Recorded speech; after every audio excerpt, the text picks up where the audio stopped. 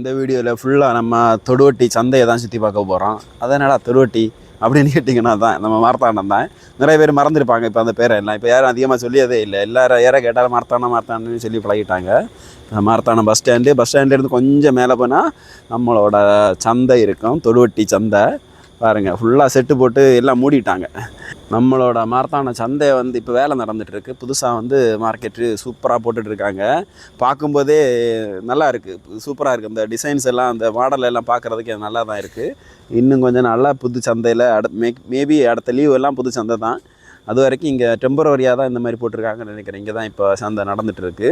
காய்கறிகள் அந்த மாதிரி இதெல்லாம் இங்கே தான் நடந்துகிட்ருக்கு, காய்கறி வியாபாரம் எல்லாம். அது இல்லாமல் மீன் அதெல்லாமே பல இடத்துல தான் வச்சுருக்காங்க. இதுக்கு முன்னாடி இருந்த அதே இடத்துல தான் மீன் மார்க்கெட்டெல்லாம் இருக்குது. முன்னாடியெல்லாம் வந்து மார்க்கெட்டில் ஃபுல்லாகவே எந்த காய்கறி எடுத்தாலும் ஒரு மதிப்பு தான். அந்த கூருக்கு இவ்வளவு, இல்லை ஒரு சாக்கு ஒரு பைக்கு இவ்வளோ, அந்த மாதிரி தான் இருந்துச்சு. இப்போ இட போட்டும் கொடுக்குறாங்க. சின்ன சின்ன காய்கறிகள், அதாவது சில விஷயம் சின்ன அந்த வெண்டைக்காய், அவரைக்காய் அந்த மாதிரி ஐட்டம்லாம் கூறு போட்டும் வச்சுருக்கிறாங்க. காய்கறிகள் எல்லாம் பெரிய ரேட்டுலாம் சொல்ல முடியாது, சீசனுக்கு ஏற்ற மாதிரி மாறும். ஆனால் இப்போ கொஞ்சம் ரேட்டு கம்மியாக தான் இருக்குது. அதுவும் வந்து நிறைய பேருக்கு தெரியும், ஞாபகம் இருக்குதுன்னு நினைக்கிறேன். இப்போ என் ஸ்டேஜில் இருக்கிறவங்களுக்கெல்லாம், அதாவது நான் ஒரு 10-11 எல்லாம் படிச்சுட்டு இருக்கும்போதெல்லாம் வீட்டில் எங்கள் அப்பா எல்லாம் வந்து வயலை வந்து இந்த வாடகைக்கு பாட்டம் எடுத்துன்னு சொல்லுவாங்க, அந்த மாதிரி வாடகைக்கு எடுத்து அதில் வந்து இந்த சின்ன சின்ன விவசாயங்கள் பண்ணுறது. அதாவது கத்தரிக்காய், வெண்டைக்காய், வழுதனங்காய், மிளகாய், அவரைக்காய் அந்த மாதிரி இதெல்லாம் போடுவாங்க. போட்டுட்டு நைட்டை எல்லாம் பேக் பண்ணி வச்சுட்டு காலையில் ஃபஸ்ட்டு பஸ்ஸு 4:30 மணிக்கு 4:15 வரும் ஃபஸ்ட்டு பஸ்ஸு. இங்கே ஒதச்சிக்கோட்டையில் ஃபஸ்ட்டு பஸ்ஸுலேயே வந்து போகிறதுக்காக தலையில் ஒரு சாக்கை தூக்கி வைப்பாங்க. எந்திரிச்சு அழுதுகிட்டே தான் போகிறது. அப்போவே தலையில் ஒரு சாக்கு காய்கறியை தூக்கி வச்சுட்டு ஃபஸ்ட்டு பஸ்ஸில் ஏறி வியாபாரத்துக்கு போகிறது. விடிகிறதுக்குள்ளாட்டி விற்றுட்டு திரும்ப வந்துடுவாங்க. அந்த மாதிரி தான் இருக்கும். எப்படின்னா நம்ம தான் நேரடியாக விற்கிறது. அங்கே யாரும் அந்த கடைகள் எல்லாம் போட்டு யாரும் உட்காந்துருக்க மாட்டாங்க, வியாபாரிகளும் யாருமே இருக்க மாட்டாங்க. நம்ம கொண்டு போகிற காய்கறிகளை நம்மளே தான் விற்கிறது. இந்த கல்யாண அவசரம் இல்லை சின்ன சின்ன கடைகளுக்கெல்லாம் வாங்கிட்டு போகிறவங்க, அந்த மாதிரிலாம் இருக்கிறவங்க நம்மக்கிட்ட வந்து நேரடியாக விலை எவ்வளோன்னு பேசி வாங்கிட்டு போயிடுவாங்க. அந்த மாதிரி தான் இருந்துச்சு. இப்போ பாருங்கள், எல்லாருமே வியாபாரிகள் ஆகிட்டாங்க. அது மாதிரி காய்கறிகள் எல்லாம் இப்போ பாருங்கள், அதாவது நான் சொல்கிறது ஒரு 20-25 வருஷத்துக்கு முன்னாடியெல்லாம் எப்படின்னா எல்லாமே நம்ம நாட்டு காயாக தான் இருக்கும். என்ன சொல்கிறது, வேறு காய்கறி இருந்துச்சுன்னா தனியாகவே வச்சுருப்பாங்க. அது வந்து கிழக்கங்காய் அப்படின்னு சொல்லுவாங்க. வேறு எங்கேருந்தோ கிழக்கில் இருந்து வர்ற காய்கறி அப்படிங்கிற மாதிரி அது கிழக்கங்காய், நாடங்காய் அப்படின்னு வச்சுருப்பாங்க. மேக்ஸிமம் நம்ம காய்கள் தான் அதிகமாக இருக்குது. இப்போ போனால் நம்ம காய்களெல்லாம் தேடி தான் எடுக்க வேண்டியதாக இருக்குது. அதுவும் குறிப்பாக நம்மளோட பச்சை மிளகா. நான் எல்லாம் நிறைய பேர்கிட்ட சொல்லுவேன், எங்கள் ஊரில் பச்சை மிளகா வேறு மாதிரி இருக்கும், இந்த மாதிரி கிடையாது, இங்கே தேடினா கூட கிடைக்க மாட்டேங்குதுன்னா என்ன மிளகா கூகுளில் தேடி பார்த்தா கூட எங்கள் ஊர் பச்சை மிளகா கிடைக்கல, பார்த்துக்கோங்க. அதையும் தாண்டி தான் தேடி கண்டுபிடிச்சின்னா இல்லை இது பஜ்ஜி மிளகா அப்படின்னு சொல்லுவாங்க. பஜ்ஜி மிளகா இல்லைப்பா, அது வேறு மாதிரி இருக்கும்ப்பா, எப்படிப்பா நான் சொல்கிறது அந்த மிளகாவை அப்படிங்கிற ஒரு ஃபீலிங்லேயே தான் இருக்கும். கண்டிப்பாக இனி அடுத்த லீவுக்கு போகும்போது எனக்கு தெரிஞ்சு சுத்தமாக கிடைக்காது போல இருக்குது. ஏன்னா இப்போவே எங்கள் ஊர் பக்கமாக அந்த காய்கறி வியாபாரம் பண்ணுற யாருமே அதை எடுக்க மாட்டேங்கிறாங்க.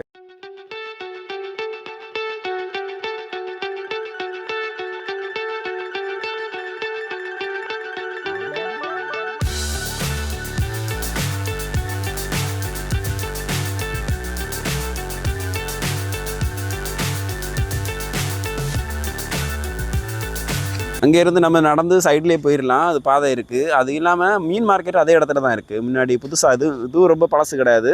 இப்போ இடையில கட்டின அந்த பில்டிங் தான். அதில் தான் வந்து மீன் மார்க்கெட். பக்கத்துலேயே நம்மளோட கருவாடு ஐட்டங்கள் எல்லாமே எப்போவுமே இருக்கும். 2 பக்கமும் கருவாடு வியாபாரிகள் வந்து கருவாடு விற்றுட்ருப்பாங்க. கருவாடெல்லாம் சொல்ல போனால் சில நேரங்கள்ல எல்லாம் வேறு லெவலில் ரேட்டாக இருக்கும். என்னப்பா மீனை விட கருவாடு அதிகமாக ரேட்டாக இருக்குது அப்படின்னு. அதான் மீன் எல்லாமே வந்து எப்படின்னா அந்த டெய்லி மார்க்கெட்டு தானே, என்ன மாதிரி வருமோ அதுக்கேற்ற மாதிரி, வரத்துக்கு ஏற்ற மாதிரி ரேட்டு மாறும். நம்ம மார்த்தாண்டம் சந்தை எல்லாம் பார்த்து பயங்கரமாக இருக்குது. ரொம்ப நாள் ஆச்சு பார்த்து. பெரிய பெரிய மீனெல்லாம் இங்கே வந்தால் வாங்கிட்டு போகலாம். ஆனால் ரேட்டு கம்மியாக தான் இருக்குது. ஆனால் என்னென்னு தெரியல, கொஞ்ச நாளாகவே மார்த்தாண்டம் சந்தையில் மீன் வாங்குறதுனால கொஞ்சம் பயமாக இருக்குது. இன்னும் வெளியே இருந்து இந்த கண்டெய்னரில் எல்லாம் பெரிய பெரிய மீன் எல்லாம் வர்றதுனால இப்போ தான் நியூஸ் அப்படி இப்படின்னு வந்துட்டு இருக்குல்ல, அதை பார்த்தாலே கொஞ்சம் பயமாக இருக்குது. அதனால் இப்போ ரொம்ப கம்மி தான் மார்த்தாண்டம் பக்கம் வந்து மீன் வேண்டியது. முன்னாடியெல்லாம் தொடுவட்டி சந்தையில் வந்து நம்ம தைரியமாக வந்து மீன் வாங்கலாம். ஏன்னா லோக்கல் மார்க்கெட்டில் இருந்து, லோக்கல் நம்ம கடலில் இருந்தால் மீன் வரும். இப்போ வேறு எங்கே இருந்து வருது நமக்கு பார்க்கும்போதே தெரியும், அங்கே நிற்கும்போது தெரியும், பெரிய பெரிய கண்டெய்னரில் எல்லாம் கொண்டு மீன் இறக்குறத. அதனால் கொஞ்சம் பயமாக இருக்குது. மற்ற மாதிரி ரேட்டு கூட ஓகே தான், நார்மலாக தான் இருந்துச்சு நாங்கள் போன அன்னைக்கு கூட. ஆனால் வந்து ஒரு பெரிய மீன், பெரிய சூரை மீனா, இதுதான் அந்த டியூனான்னு சொல்கிற கரெக்ட் மீனுன்னு நினைக்கிறேன். நம்ம சாதா வாங்குறதெல்லாம் சின்ன சூரை, இது வந்து பெரிய சூரை.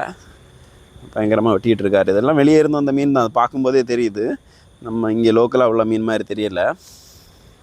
அப்படியே அந்த பக்கம் பார்த்தாலும் இன்னும் நிறைய மீன்கள் எல்லாம் இதெல்லாம் அப்படியே சின்ன சின்ன பீஸாக 100 ரூபா 50 ரூபா அந்த மாதிரி தான். வெயிட்டுக்கெல்லாம் கிடையாது. மீன் வந்து வெயிட்டு போடாமல் எடை போடாமல் வாங்குற ஊருன்னா அது எங்கள் ஊராக தான் இருக்கும் எனக்கு தெரிஞ்சு.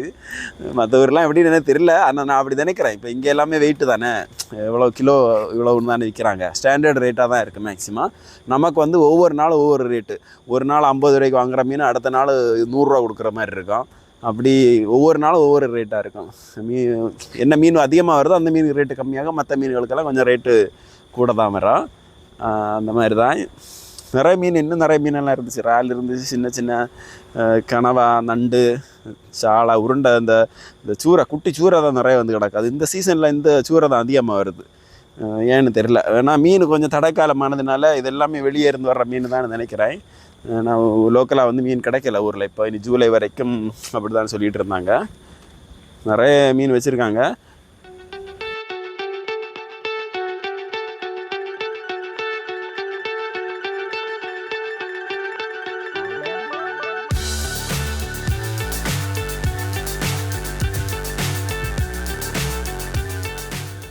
அப்படியே சந்தைக்கு அந்த பக்கமாக பார்த்தா இறைச்சி கடை இருக்கும். நான் அந்த பக்கம் போகல.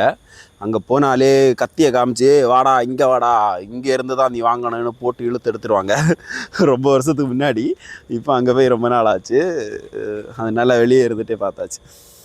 அப்படியே வெளியே அதை தாண்டி வந்தோன்னா வெளியே சின்ன சின்ன நம்ம பாட்டிமாரெல்லாம் சின்ன சின்ன வியாபாரம் பண்ணிகிட்டு இருப்பாங்க. 100 ரூபா 50 ரூபா 20 ரூபாய்க்குன்னு. அந்த மாதிரி தான் நிறைய பேர் வெளியே உட்காந்து வியாபாரம் பண்ணிகிட்டு இருக்கிறாங்க. ஊரில் இருந்து லீவு முடிஞ்சு கிளம்புறதுக்கு முன்னாடி கடைசி, அதாவது லாஸ்ட்டு நாள், இன்னைக்கு நைட்டு எனக்கு ஃப்ளைட். அந்த மாதிரி ரேஞ்சில் தான் நான் இந்த வீடியோவை எடுக்கிறேன். கடைசியாக ஒரு வாட்டி என் மார்த்தான சந்தையை நான் வீடியோ எடுத்துகிட்டு வரேன். ஐயோ, என் மீன் சந்தையை நான் வீடியோ எடுக்காமல் போனேன், என் மனசு ஆறாதே அப்படின்னு போயிட்டு அவசரமாக எடுத்த ஒரு வீடியோ தான். இப்போ தான் மனசு கொஞ்சம் திருப்தியாக இருக்குது. அப்பாடா. ஓகே, பாய் பாய். நம்ம மக்கள் பார்த்துட்டு இருந்தீங்கன்னா சப்ஸ்கிரைப் பண்ணுங்கள், மறக்காமல் லைக் பண்ணுங்கள், ஷேர் பண்ணுங்கள். தேங்க்யூ.